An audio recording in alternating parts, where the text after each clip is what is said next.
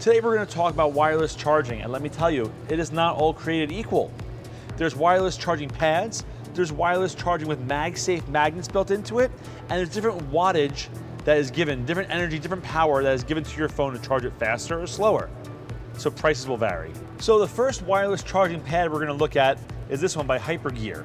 Now it's a simple, standard, inexpensive wireless charging pad. If you have an iPhone with a glass backing to it, this will work for you. All you have to do is plug this into the wall, put your phone on the wireless charging pad, and it will just charge your phone for you. It's that simple, it's that easy. The second wireless charging pad we have is by OtterBox. Now this is a MagSafe wireless charging pad. So if you have a newer phone that has a MagSafe built into it, this wireless charging pad will use a MagSafe magnets to click and secure your phone in place. Let me demonstrate.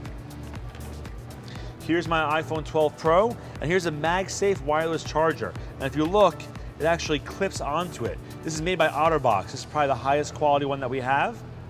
And it's a wireless charger, but it has magnets built into it. Pretty interesting, pretty cool stuff. Highly recommend it from OtterBox. Now, I do love this brand, the MyBat Pro. This is one of the better ones we have as well, which is also a wireless charging with MagSafe built in. It's a great product, a great company. So this wireless charging pad is really inexpensive. It's only $20, but it only delivers 5 watts of power. Okay, so your phone won't charge very fast, but it will charge.